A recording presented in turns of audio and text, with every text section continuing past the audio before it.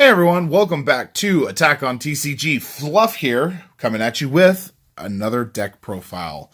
So this week I decided I wanted to continue on with my quest at attempting something green. So green to me has been very vanilla, very boring throughout the entirety of the game, with the exception of like Broly and Cell, and now the new Goku stuff. So I didn't think that a lot of the stuff in Clash of Fates was that good. I was pleasantly surprised when I saw that it was better. I really liked the Goku Krillin stuff, so I wanted to try something new with that. I didn't know what leader to try it with, so I went with the one that's reliable and super splashable. So we did with the Miraculous Arrival Shenron. I'm not going to go over this leader too much. Everyone should know it by now. Tap the card, find 2 Dragon Balls. Once you have 7 Dragon Balls, grab a Desire in your drop area, flip it over. Then you can once per turn draw a card, activate a Desire, or remove the 7 Dragon Balls to give a card 10,000 and triple attack for the turn. So I just thought this was the most generic, easiest to use from this point. So there he is, not going to go over it anymore, and we are moving on with our lives. Now, coming up for the first card in the deck, I don't really play a whole lot of 1-drops in this deck, or 1-cost cards, but we do play 4 of the Fledgling Duo Son Gohans. These are here specifically because they reduce the cost of Krillin by 1 in hand. So if you've got 2, Krillin's only cost 2 energy to play. They also have Barrier. They're not much on swingers, but you can combo with them, play them back with Shenrons. They only cost 2 energy, so this is going to be something that we're going to look to put on the field by turn 2. So we do run 4 of these. These get the Krillin engine going. Then we run 2 of the Spirited Search Super Saiyan Trunks. I run these because I want to be constantly recycling Child's Wish or World Peace at any point, getting these recycled, continuing to play Krillins or playing Gohans or playing Shenrons, whatever I need in the drop area to keep going. And as I'm sure you've guessed by the title already, we do run Brolys in here as well. So that's a great way to get the Secret Evolution Broly on board. So we do run 2 of those. They get kind of cloggy. I've actually thought about taking them out because they don't always do what I want them to do, but we do run those 2. And then at another 2 we run the Iron Hammer of Justice Android 16. As you'll see once this deck is done, once I've completed this profile, you'll see there are no negate cards in the deck. So this deck just likes to take what your opponent is trying to shove in your face, block it, combo through it, survive, and manipulate the field. We want as much combo power as possible, and Iron Hammer of Justice can help you deal with a full field of things on your opponent's side of the field. It can be an excellent blocker and get rid of a problematic card in a pinch. So we run 2 of these because we can recycle them with Child's Wish and with World's Peace if need be. So I didn't really feel the need to run 4. It does just enough with the 2. Then next, something of not much specificness, we do run the Infernal Villainy Cell. These guys are pretty awesome in their own right. I had to cut one of them. I was at 51 cards forever and didn't know what to cut. So I ended up cutting one of these. You could easily make room for 1 additional to play 4 of. Since the deck does kind of play Protect the Leader by comboing, having 4 of these wouldn't be a terrible idea. But these are just like the old Goku's pay 1 combo, get 10,000 draw. It's a secondary pseudo super combo. So these were super important to have in this deck. Though you don't really need it for the draw. It's more for the draw plus the protect. Next card, we run 4 of the Persistent Assault Krillins.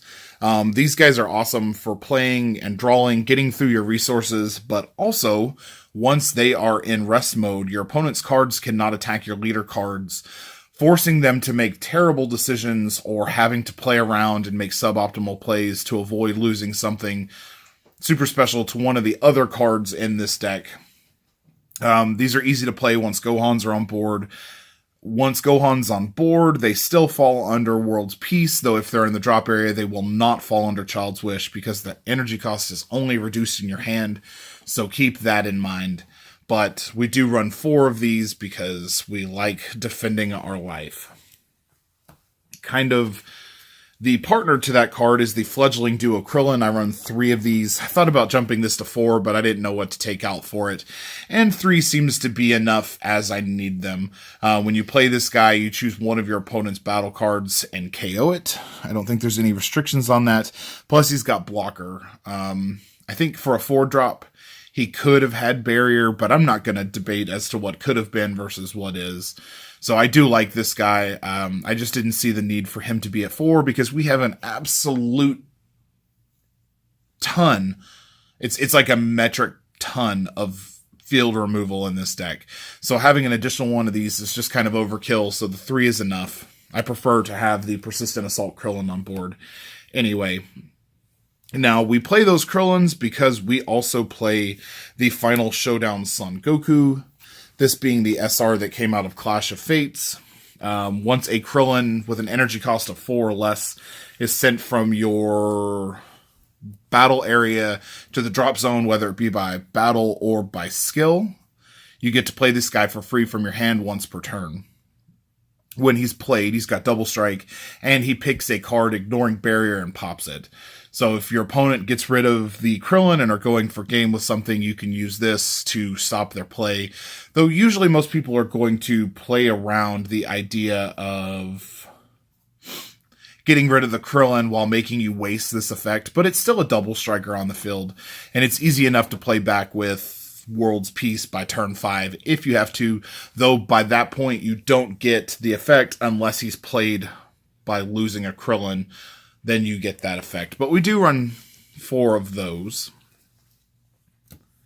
And of note, I would always keep 4 of those, or at least 2 in your hand, in case they try some spot removal, you know, like the Frieza, a Reborn army, and try to ditch your hand as they're destroying the Krillins.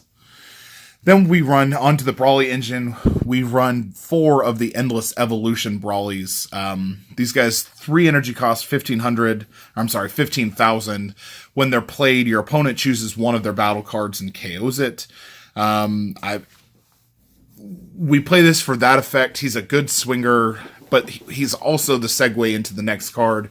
This guy fits under Child's Wish. It fits under World's Peace. You pretty much always want one of these in the drop area to be able to Child's Wish out at a later point. You can swarm with these a little bit and then evolve them into the next guy. He reduces the energy cost of a Broly's evolution by 2, as long as he's evolving into a Broly, but it's by 2 green. So we've got that. And of course, we've got Broly the Rampaging Horror. It's a 6 cost. Double strike. When you play this card, randomly choose up to 2 cards in your opponent's hand and send them to the drop area.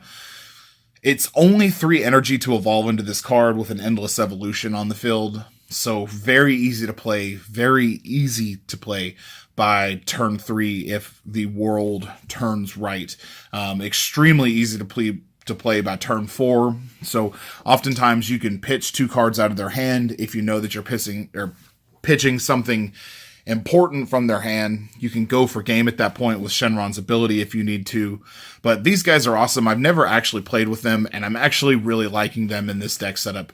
And I will probably end up doing something a little more Broly-centric that focuses on putting Brolys on the field, especially once we get the new support in set 6. Moving away from our green cards, we play the Super Combo Temporal Rescue Trunks, because why not? It's the best super combo for black decks right now, as far as I'm concerned. Don't need to explain this one. It's a super combo. You should be playing 4. If not, you're probably playing the game wrong. But we play 4 of those. Continuing the black engine, we play 2 of the Shenron Figure of Majesty. These guys are clutch in their own right. They give a battle card critical. They can retap energies. They can draw cards. There's just no reason not to play this card. As far as I'm concerned, if you're running black, you're running World Peace, you should be playing this card. So we do run 2 of those. Then, of course, because we're playing Shenron, we do play, count them, 1, 2, 3, 4, 5, 6 Dragon Balls, and then top it off with a 1-star ball. Kind of fits in with the control aspect of the deck, paying 1 to draw a card, discard a card, and then make your opponent discard a card. We do play ways to play this multiple times, though I usually find myself by turn 3 finding my energies dedicated towards other things, so wouldn't necessarily play this turn after turn, but it's a nice leg up, making your opponent choose something that normally they wouldn't want to have in the drop area. So that counts our 7 Dragon Balls. Then kind of as the Desire Engine, we do play 2 Child's Wish, because we always want those on rotation, and we play 3 World's Peace. We do this just so we can get back the higher cost Gokus, the higher cost Brolys from the drop area, the Shenrons, the Child's Wish are constantly rotated by the Spirited Search, Super Saiyan Trunks. So in this ratio, I found it to be the most worthwhile. The biggest problem that I have is I often find myself in games not seeing either, which has been a bit problematic, even with including 2 copies of Dragon Radar. It's almost been my contingent to remove the Spirited Search Trunks in favor of 2 additional Dragon Radars, but I really like the Trunks' synergy with this deck. So I do keep 2 Dragon Radars. It lets us grab wasted Desire cards if we don't have the Trunks. It lets us grab Dragon Balls back from the drop area. It lets us search for Dragon Balls. It lets us search for Desire cards if we need them. So that should, in theory, round up this deck profile, which I think I'm calling Shenron, Kakarot, and Broly. I don't know what I'm calling it yet. But I did mention Set 6 earlier. We do have a contest surrounding Set 6 coming soon, so make sure we're about a month away. Make sure you guys are watching, subscribing, and liking our videos. Make sure you stay tuned. Here in the next week or so, we're going to be announcing details of the contest, and I think we're going to give away a box or 2. And if we can get the number of subscribers up, I've even got a super special giveaway planned. But I won't spoil anything. If you like our content, please make sure you like and subscribe. Check out our other content. We've got the Dragon Ball Super stuff. We've got Wasted 20s. There's a beer podcast called Talkin' Tipsy. We've got other stuff planned coming. If you have any deck profiles that you'd like to see, or duels between 2 specific decks that we've done, or decks that we haven't done, but you want to see how it kind of interacts, like if you want to see the way that Cell interacts with Janemba, please let us know. We'll be happy to do anything for the sake of the channel. But thank you guys very much for watching, and fluff out.